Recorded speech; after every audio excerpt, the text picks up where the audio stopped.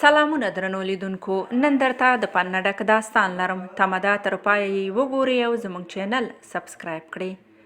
چېرته دوه ناروغان د یو روغتون په یوه خونه کې پراته وو او د دواړو یو ډول ناروغي وه. د لومړي سړي بستر د کړکۍ خواته و او د دویم بستر له کړکۍ آزاد د وره خواته و.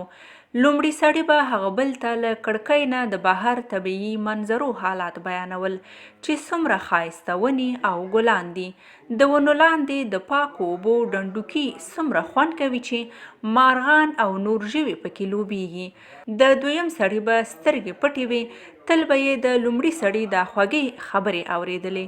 څه موده وروسته لومړی سړی مړ شو.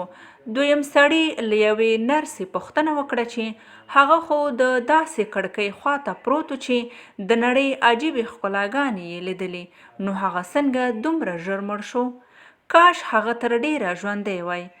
نرسې ورته وویل هغه چې د ښکلاګانو کومې کیسې تاته کولې، هغه یې ستا د خوشحالۍ او نیکمرغۍ لپاره له ځانه درته کولې، که نه هغه په سترګو نابینا و.